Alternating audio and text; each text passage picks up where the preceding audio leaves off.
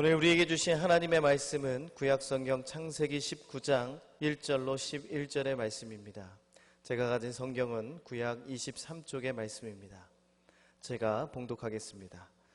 저녁 때 그 두 천사가 소돔에 이르니 마침 롯이 소돔 성문에 앉아 있다가 그들을 보고 일어나 영접하고 땅에 엎드려 절하며 이르되 내 주여 돌이켜 종의 집으로 들어와 발을 씻고 주무시고 일찍이 일어나 갈 길을 가소서. 그들이 이르되 아니라 우리가 거리에서 밤을 새우리라. 롯이 간청하매 그제서야 돌이켜 그 집으로 들어오는지라. 롯이 그들을 위하여 식탁을 베풀고 무교병을 구우니 그들이 먹으니라. 그들이 눕기 전에 그 성 사람 곧 소돔 백성들이 노소를 막론하고 원근에서 다 모여 그 집을 애워싸고 롯을 부르고 그에게 이르되 오늘 밤에 내게 온 사람들이 어디 있느냐 이끌어내라. 우리가 그들을 상관하리라. 롯이 문 밖에 무리에게로 나가서 뒤로 문을 닫고 이르되 청하노니 내 형제들아 이런 악을 행하지 말라. 내게 남자를 가까이 하지 아니한 두 딸이 있노라. 청하건대 내가 그들을 너희에게로 이끌어내리니 너희 눈에 좋을 대로 그들에게 행하고 이 사람들은 내 집에 들어왔은즉 이 사람들에게는 아무 일도 저지르지 말라. 그들이 이르되 너는 물러나라. 또 이르되 이 자가 들어와서 거류하면서 우리의 법관이 되려 하는도다. 이제 우리가 그들보다 너를 더 헤아리라 하고 롯을 밀치며 가까이 가서 그 문을 부수려고 하는지라. 그 사람들이 손을 내밀어 롯을 집으로 끌어들이고 문을 닫고 문 밖에 무리를 대소를 막론하고 그 눈을 어둡게 하니 그들이 문을 찾느라고 헤매었더라. 우리를 위한 하나님의 말씀입니다. 이제 담임 목사님께서 죄로 눈먼 소돔 사람들이라는 제목으로 하나님의 말씀 전해주시겠습니다.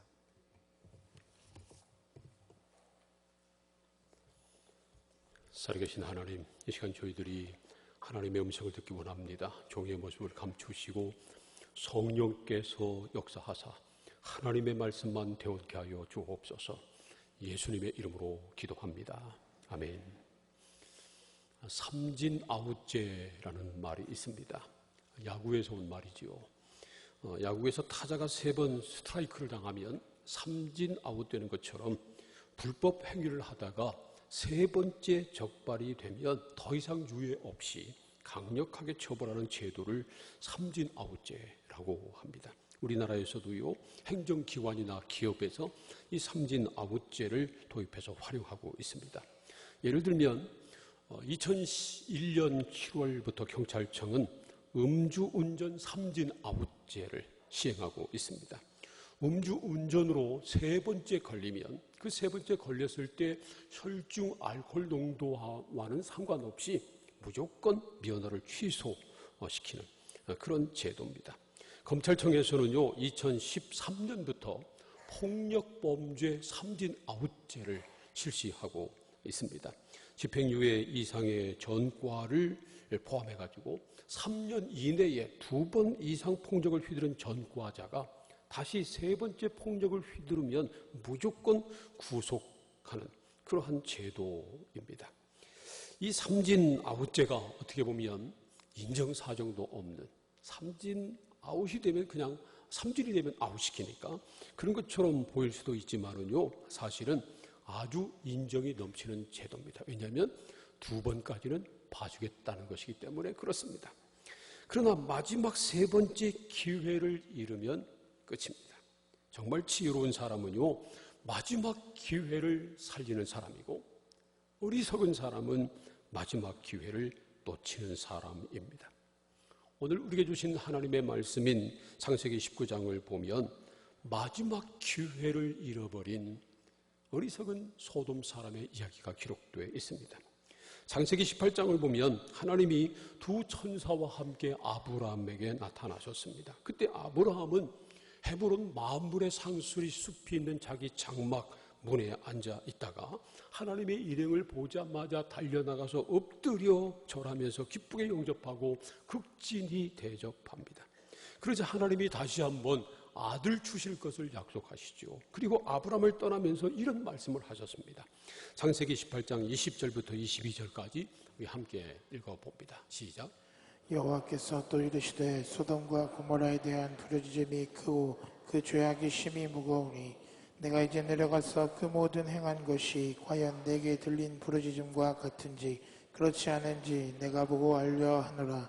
그 사람들이 거기서 떠나 소돔으로 향하여 가고 아브라함은 여호와 앞에 그대로 섰더니 소돔과 고모라 사람들이 얼마나 죄를 범했든지 그 부르짖음이 하나님 앞에 들렸는데 그 부르짖음이 너무 크고 그들의 죄악이 너무 무겁기 때문에 여호와 하나님이 직접 심판하시기 전에 직접 내려가 보시고 그래서 그들이 행한 일이 과연 하나님 앞에 들린 부르짖음과 같은지 같지 않은지 보고 알려고 하신다는 것입니다.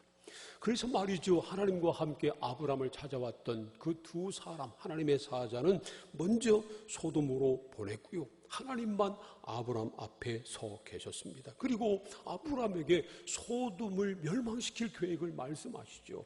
그래서 말이죠. 이 말씀을 들은 아브라함이 하나님 앞에 소돔을 멸망시키지 말아달라고 용서해달라고 중보 기도를 올립니다.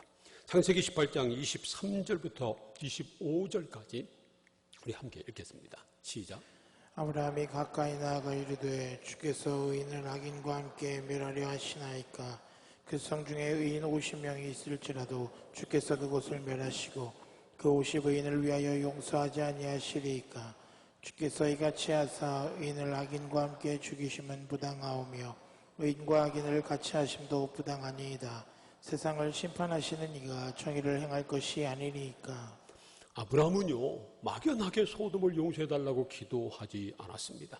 하나님의 의로우심을 주장하며 그리고 구체적으로 기도합니다. 그 성 중에 의인 50명이 있을지라도 멸하시려고 하십니까? 의로우신 하나님께서 의인을 악인과 함께 멸하는 것은 부당합니다. 그렇게 멸망시키지 말아달라고 중보합니다. 하나님께서 그 기도를 들으시고요. 내가 만일 소돔 성읍 가운데 의인 50명을 찾으면 그 50명 때문에 그 지역을 다 용서하겠다. 그렇게 말씀하십니다. 그런데 이 응답을 받은 아브라함이 또 하나님 앞에 간구합니다. 자기 생각에 혹시 의인 50명에서 5명이 부족하면 어떻게 할까? 그 생각이 든 거죠.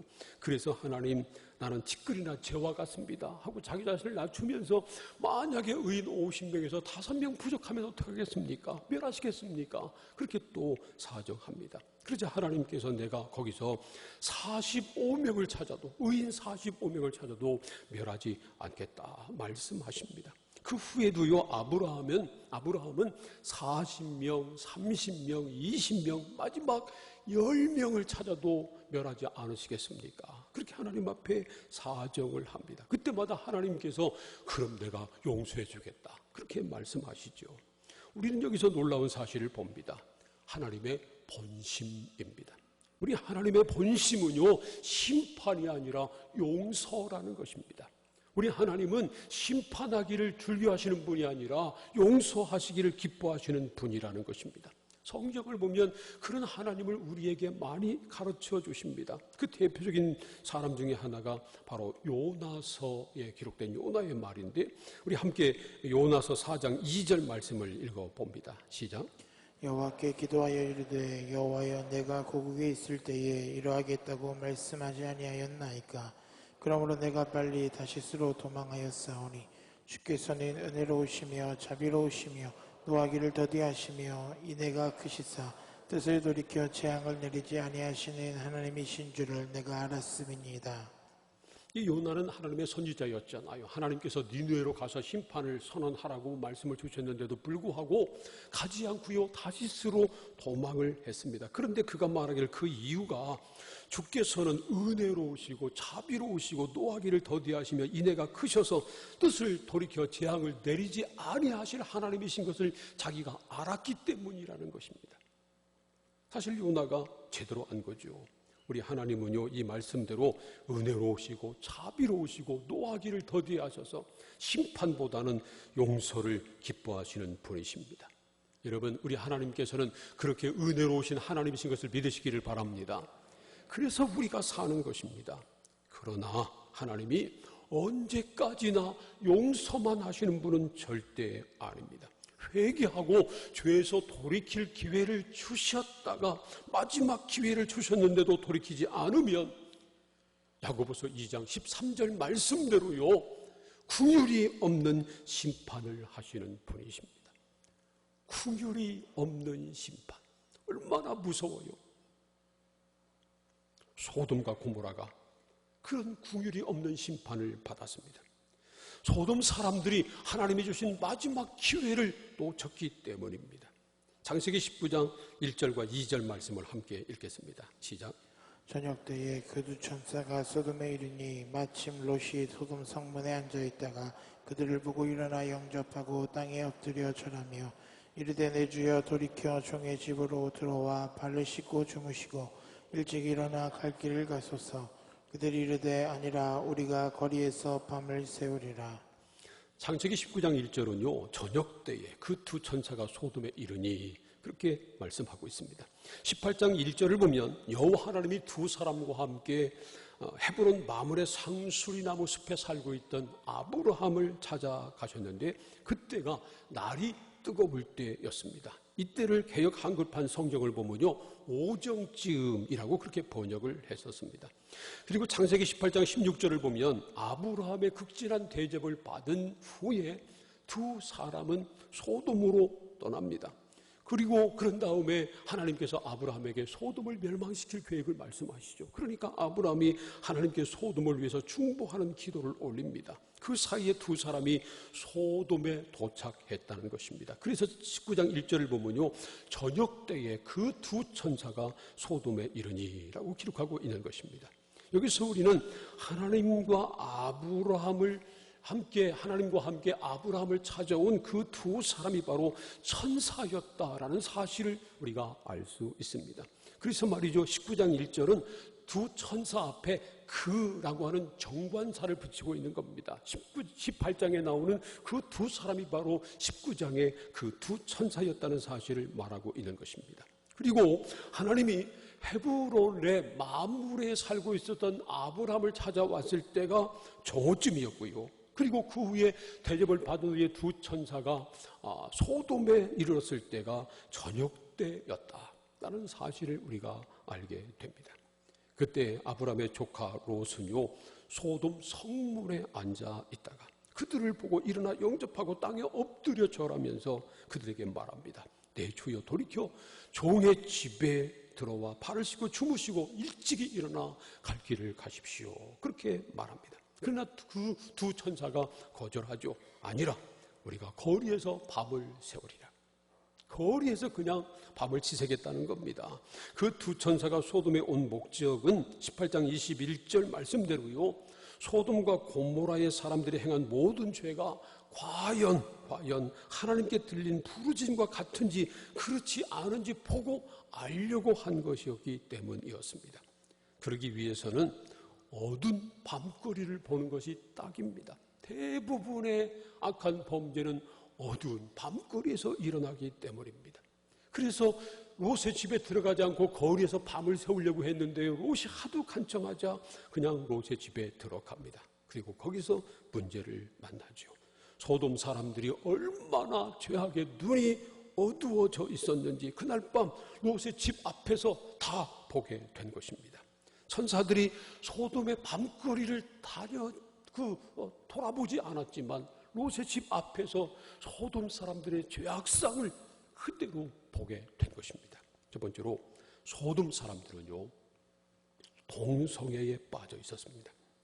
창세기 19장 4절과 5절 말씀을 함께 읽겠습니다. 시작. 그들이 눕기 전에 그 성 사람 곧 소돔 백성들이 롯을 막론하고 원근에서 다 모여 그 집을 에워싸고 롯을 부르고 그에게 이르되 오늘 밤에 내게 온 사람들이 어디 있느냐 이끌어내라 우리가 그들을 상관하리라. 롯이 간청해서 그 집 안으로 모신 두 천사들이 음식을 다 먹고 잠을 자기 위해서 누우려고 하는데 소돔 사람들이 몰려온 것입니다. 그리고 롯을 부르면서 오늘 밤 내게 온 사람들이 어디 있느냐 이끌어내라 우리가 그들을 상관하리라 그렇게 말합니다. 여기 상관한다고 하는 말은요, 히브리어로 야다라고 하는 말인데 원뜻은 알다라는 뜻입니다.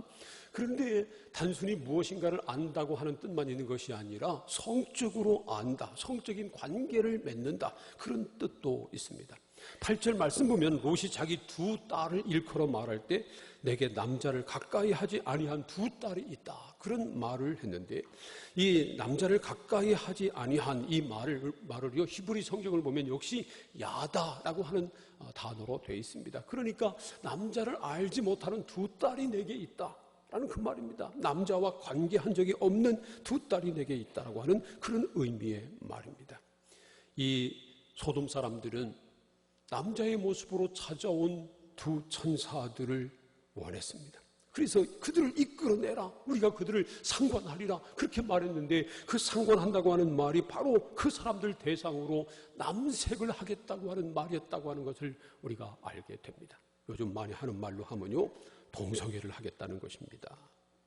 여기서 우리는 소돔 사람들이 얼마나 근처하게 빠져 있었나 하는 것을 알게 됩니다. 구약 성경을 보면 선지서도 그렇고요, 신약에서도 그렇고 소돔은 죄의 상징이었습니다. 소돔 사람들은 갖가지 죄를 많이 저질렀는데 급기야는 동성애에 빠지게 된 것입니다. 8절 이하 말씀을 보면 롯이 자기 집에 온 천사들 손님들을 보호하기 위해서 심지어 자기 두 딸을 내놓겠다고 말합니다. 남자를 알지 못하는, 그렇지만 14절을 보면 결혼할 청혼자가 있었던 이 두 딸을 내놓겠다는 겁니다. 그럼에도 불구하고 이 소돔 사람들은 다 필요 없다는 겁니다. 그 두 남자를 내놓으라는 겁니다. 그 정도로 소돔 사람들은요 동성애에 빠져 있었습니다. 지금도 소돔은 남색의 상징입니다. 이 영어로 소돔이라고 하는 말에서 나온 소돔이 사돔이라고 하는 말이 있는데 이 말은 바로 남색한다라는 그러한 의미를 가진 말입니다. 그 정도로 소돔은요 동성애에 빠져 있었습니다. 그래서 하나님이 심판하지 않을 수 없었던 것입니다. 요즘은 세상이 하도 타락해서 동성애도 성적인 기호 중에 하나로 생각하는 경향이 있습니다. 그리고 동성애자들도 성적인 소수자이기 때문에, 약자이기 때문에 그들을 보호해주고 그들의 권리를 인정해야 한다고 말합니다. 그래서 우리나라에서도요 인권이라고 하는 미명 아래 동성애나 동성결혼을 합법화하려고 하는 시도가 계속되고 있습니다. 그러나 성경은 분명하게 말씀합니다. 한 남자와 한 여자가 한 몸을 이루어 부부가 되어야 한다는 겁니다. 그것이 하나님의 뜻이라는 것입니다. 마태복음 19장 4절과 5절 말씀을 함께 읽겠습니다. 시작. 예수께서 대답하여 이르시되 사람을 지으시니가 본래 그들을 남자와 여자로 지으시고 말씀하시기를 그러므로 사람이 그 부모를 떠나서 아내에게 합하여 그들이 한 몸이 될지니라 하신 것을 읽지 못하였느냐. 예수님의 말씀이죠. 예수님이 하신 말씀대로 한 남자와 한 여자가 이렇게 둘이 한 몸이 되는 것, 이것이 바로 하나님이 정하신 부부의 원리라는 것입니다. 그러나 성적으로 타락하다가 극에 달하면 결국은 동성애에 이르게 됩니다. 로마서 1장 26절과 27절 말씀을 읽어볼까요? 시작. 이 때문에 하나님께서 그들을 부끄러운 욕심에 내버려 두셨으니 곧 그들의 여자들도 순리대로 쓸 것을 바꾸어 영리로 쓰며 그와 같이 남자들도 순리대로 여자 쓰기를 버리고 서로 향하여 음욕이 불릴 듯하며 남자가 남자와 더불어 부끄러운 일을 행하여 그들의 그릇됨에 상당한 보응을 그들 자신이 받았느니라. 로마서는 사도 바울이 주후 57년경에 고린도에서 로마에 있는 그리스도인들에게 쓴 편지입니다. 그런데 당시에도 남자와 여자들이 순리대로 관계를 맺지 않고요, 음욕이 불릴 듯해서 남자와 남자가 더불어 부끄러운 일을 행하고 있었다는 것입니다. 음욕이 불릴 듯하면 음란한 일을 계속하다 보면 더 큰 자극을 찾게 되고요, 그 마지막 종착점은 동성애에 이르게 된다는 것입니다. 우리가 분명히 알아야 할 것은 동성애는 죄라는 것입니다. 동성애는 성적인 기호가 아닙니다. 취향이라는 게 있잖아요. 그래서 어떤 사람은 커피를 좋아하고 어떤 사람은 녹차를 좋아합니다. 커피 중에서도 어떤 사람은 아메리카노를 좋아하고 어떤 사람은 라떼를 좋아합니다. 이건 기호예요. 그러나 이성애를 좋아하든지 양성애를 좋아하든지 아니면 동성애를 좋아하든지 이것은 그런 기호가 아니라는 것입니다. 하나님의 뜻은 분명하게 한 남자와 한 여자가 만나 부부가 되는 것입니다. 그런데 말이죠, 동성애를 한다. 이건 하나님 앞에 죄고요. 그리고 고쳐야 할 병입니다. 물론 우리는 동성애 하는 사람들을 정죄하고 그런 사람들은 교회 안에도 들어오지 못하게 하고 그런 사람들은 저주받을 사람이라고 그렇게 치부해 버리는 것은 위험합니다. 그들도 똑같은 하나님의 백성이고 구원받아야 될 사람이고 그들도 거기에서 빠져나와 하나님 앞에 올바로 서야 될 사람이기 때문입니다. 그런데 현재 우리나라는요, 정말 그 문제가 심각합니다. 어느 자료를 보니까 제가 그 초등학교 교과서를 직접 보지는 못했습니다만은 초등학교 교과서에서 건강한 사랑의 형태를 말하면서 동성애도 그 중에 하나라고 가르친다는 겁니다. 초등학교 교과서에서 말이죠, 건강한 가정 만들기, 보건 교과서에서 건강한 가정 만들기를 말하면서 다문화 가정, 독신 가정, 입양 가족과 함께 동성 가족, 이것도 건강한 가족 중에 하나라고 가르친다는 겁니다. 초등학교 때 그러니 뭐 중고등학교는 말할 것도 없죠. 이것이 잘못된 것이라고 가르치고 그런데 빠지지 않도록 해야 되는데 그것이 당연하고 잘못되지 않고 그것도 건강한 가정 중에 하나라고 어릴 때부터 가르치니 어떻게 됩니까? 동성애가 창궐하면 역사를 보면 언제든지 동성애가 창궐한 나라는 망했습니다. 소돔과 고모라도 그랬습니다. 그래서 우리는 우리 자녀들을 위해서 기도해야 합니다. 우리 자녀들이 건강하고 바른 성인식을 갖고 그리고 성경적인 올바른 가정을 만들도록 기도해야 합니다. 여러분, 우리의 다음 세대, 우리의 미래 어린 청소년들을 위해서 기도하시기를 바랍니다. 그래야 이 땅에 소망이 있습니다. 두 번째로 소돔의 문제는 모든 사람들이 다 죄에 빠져 있었다는 것입니다. 다시 한번 창세기 19장 4절 말씀을 읽겠습니다. 시작. 그들이 눕기 전에 그 성사람 곧 소돔 백성들이 노소를 막론하고 원근에서 다 모여 그 집을 에워싸고. 그때 소돔 사람들이 롯의 집에 몰려들었는데 노소를 막론하고 원근에서 다 모여서 그 집을 에워쌌다는 겁니다. 노소를 막론하고 원근에서 다 모여. 참 기가 막힌 노릇입니다. 그 당시 소돔에 살고 있는 남자들은 어린 청년들도 나이가 든 노인들도 가릴 것 없이 다 남색에 빠져 있었다는 것입니다. 얼마나 일에 미쳤으면요, 그 밤중에 원근에서 다 모여들었을까요? 그들에게는 나이가 많고 적음도 거리가 멀고 가까운 것도 전혀 문제가 되지 않았습니다. 왜냐하면 죄로, 동성애로 눈이 멀었기 때문에 그렇습니다. 죄로 눈이 멀면요, 아무것도 안 보여요. 나이도 상관없고 남녀노소 상관없고 거리 상관없고 그래요. 얼마 전에 뉴스를 보니까 미국에서 이런 일이 있었습니다. 어떤 30대 초반 남자가 14살 소녀하고요, 인터넷 채팅을 하다가 성매매하기로 하고 그 소녀를 찾아갔어요. 걷다가 자전거를 타다가 버스를 타고 무려 560km를 갔습니다. 며칠 걸려서 가서 그 여자를 만났는데 사실은 경찰이 함정을 파놓고 기다리고 있었던 것이었습니다. 그래서 붙들렸어요. 기가 막히죠.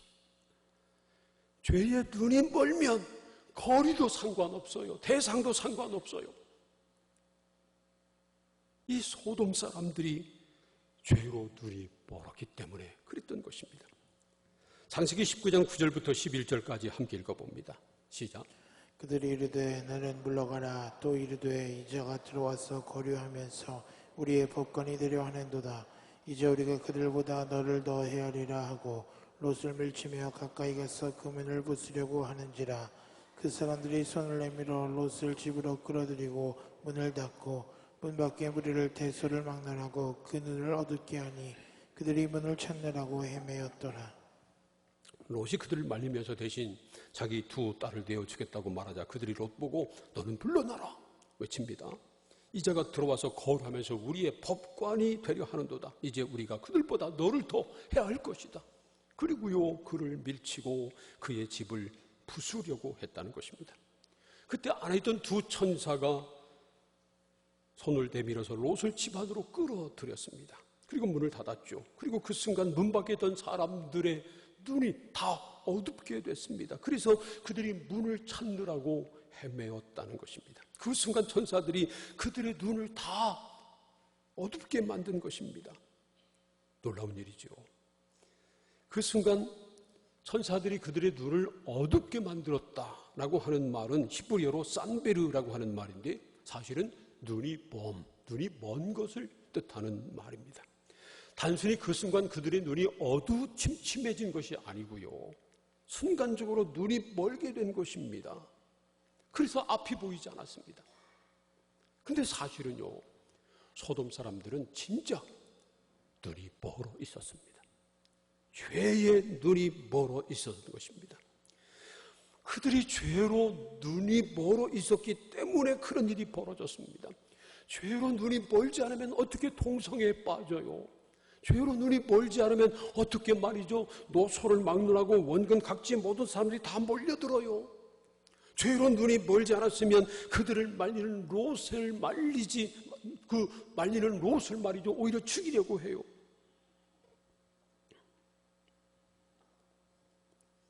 사실 그때 하나님은 소돔과 고모라 땅에서 의인 10명을 찾고 있었습니다. 아브라함이 하나님께 간구한 대로 의인 10명만 찾아도 소돔을 멸하지 않고 용서해 주시려고 하신 것입니다. 그러나 거기에는 의인이 10명도 없었습니다. 하나님이 두 천사를 소돔에 보내셔서 의인을 찾았습니다. 그때가 소돔의 마지막 기회였습니다. 그러나 그들은 죄로 눈이 어두워져서 죄로 눈이 멀어서 그때가 마지막 기회였다는 사실을 알지 못한 겁니다. 죄로 눈이 어두워져서 멀어서 하나님의 심판을 피할 문을 찾지 못한 것입니다. 그래서 그들은 결국 다 유황불로 심판을 받고 말았습니다. 창세기 19장 27절과 28절 말씀 함께 읽겠습니다. 시작. 아브라함이 그 아침에 일찍 일어나 여호와 앞에 서 있던 곳에 이르러 소돔과 고모라와 그 온 지역을 향하여 눈을 들어 연기가 옹기에 가마같이 것 씻었음을 보았더라. 하나님께 소돔의 의인 10명만 있어도 멸망시키지 말고 용서해달라고 기도했던 아브라함은 밤사이에 소돔이 어떻게 됐을까 궁금했을 겁니다. 그래서 아침 일찍이 일어나서 소돔과 고모라 지역을 향해서 눈을 들어 보았는데 앞불싸 연기가 말이죠 옹기 가마의 연기처럼 치솟았습니다. 이 소돔이 지금 어디인지 위치가 어디였는지 정확하게 알 수는 없습니다. 아브라함이 살고 있던 헤브론은 성경의 헤브론이 지금 현재도 헤브론 지명이기 때문에 어느 곳인지 분명합니다. 그런데 학자들은 이 소돔 땅이 사해 남부 지역이었을 것이라고 판단합니다. 여러 가지 정황으로 봐서 말이죠. 그렇다면 헤브론에서 이 소돔까지 거리는 약 60km 정도 떨어졌습니다. 먼 거리죠. 그런데 그렇게 먼 거리에 있었는데 물론 헤브론은 높은 지역이고 사해는 낮은 지역이니까 뭐 60km라고 해도 날이 맑으면 보일 수도 있죠. 그보다도 이 소돔 땅에 떨어진 불과 유황이 얼마나 강력했으면 그 치솟는 연기가 얼마나 많았으면 그 먼 곳에서 보였을까요? 이날 아침 일찍 일어나서 소돔 땅에서 솟아나는 그 치솟는 연기를 바라보고 있었던 아브라함의 심정이 어땠을까요? 아마 소돔에 의인 10명도 없었다는 사실에 놀랐을 것입니다. 자기 조카 롯이 걱정되기도 했겠죠. 또한 그 엄청난 하나님의 심판, 구일이 없는 심판에 두려운 마음이 밀려왔을 것입니다. 그리고 속으로 다짐했을 겁니다. 나는 다시는 죄를 짓지 말자. 다시는 죄를 짓지 말자. 하나님이 찾으시는 그 한 사람의 의인이 바로 내가 되자. 다시는 죄를 짓지 말고 하나님이 찾으시는 사람, 하나님이 찾으시는 의인이 되자. 그런 생각을 하지 않았을까요? 사랑하는 성도 여러분, 우리도 지금 소돔과 고모라처럼 죄악이 가득 찬 세상에서 살고 있습니다. 성적으로 말할 수 없이 타락해서 동성애를 부끄러워하지 않는 세상에서 살고 있습니다. 가끔 보면 연예인들이나 유명인들이 동성애를 커밍아웃합니다. 나 동성애자라고. 그러면 오히려 그 사람을 용기 있는 사람으로 그렇게 칭찬하는 그런 시대에 우리가 살고 있습니다. 죄를 짓는데 남녀노소 구별이 없고요. 원근 각지에서 죄의 소식이 끊임없이 들려옵니다. 세상 사람들은 점점 죄로 눈이 멀어져 갑니다. 세상은 그래도 예수 그리스도를 주로 믿는 그리스도인들, 하나님의 자녀인 우리들은 더 이상 죄로 눈이 멀면 안 됩니다. 우리는 세상이 어두워질수록 우리의 영의 눈을 밝히 떠야 합니다. 그래서 죄를 죄로 보고 죄를 죄라고 말하고 하나님의 뜻을 분별하고 하나님이 기뻐하시는 길을 걸어가야 합니다. 하나님이 우리에게 주시는 마지막 기회를 놓치면 안 됩니다. 때로는 우리가 그런 생각을 해요. 왜 하나님께서 저런 사람을 왜 즉시 심판하지 않으시나? 때로는 어떤 사람은요, 여러 가지 죄를 계속해서 반복해서 져요. 그런데도 하나님이 심판하지 않으시니까 하나님이 그래도 나를 사랑하시는가 봐. 그런 엉뚱한 생각을 하는 사람도 있습니다. 하나님께서는요, 지금 우리가 철저하게 회개하고 그 죄에서 돌이켜 하나님께 돌아오기를 기다리고 계시는 것입니다. 마지막 기회를 주시는 것입니다. 그런데 문제는 뭐냐면요, 그 마지막 기회가 언제인지 아무도 모른다는 것입니다. 그 마지막 기회가 지나면 구일 없는 심판을 내리실 텐데 그 마지막 기회가 언제인지 우리는 모른다는 것입니다. 그래서 우리는 지금이 마지막 기회라고 생각해야 합니다. 사랑하는 성도 여러분, 지금이 하나님이 주신 마지막 기회임을 잊지 마시기를 축복합니다. 그리고 지금 죄에서 떠나야 합니다. 지금도 아직도 죄에 발을 담그고 있다면 그 죄에서 떠나야 합니다. 마지막 기회가 끝나고 하나님의 궁율이 없는 심판을 내리시기 전에 그 죄를 떠나야 합니다. 그리고 눈을 밝히 떠서 하나님을 바라보고 하나님의 뜻을 분별하고 하나님을 기쁘시게 하는 삶을 살아가야 합니다. 사랑하는 성도 여러분, 지금이 하나님이 주신 마지막 기회라고 하는 사실을 기억하고 죄에서 떠나 하나님의 말씀을 따라 하나님의 뜻대로 하나님을 기쁘시게 하는 삶을 살아가시기를 주님의 이름으로 축원합니다. 기도하겠습니다.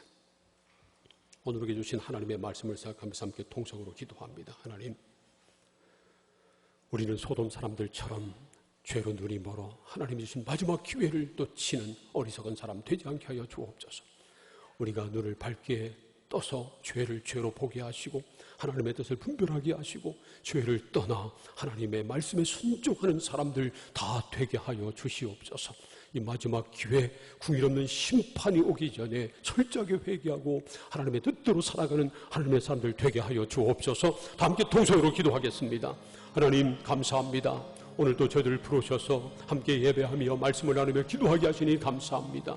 소돔 사람들은 하나님 주신 마지막 기회를 죄로 눈이 어두워서 놓치고 말았습니다. 그래서 구일이 없는 심판을 받고 말았습니다. 하나님, 저희들은 그렇게 어리석은 사람들 되지 않게 하여 주옵소서.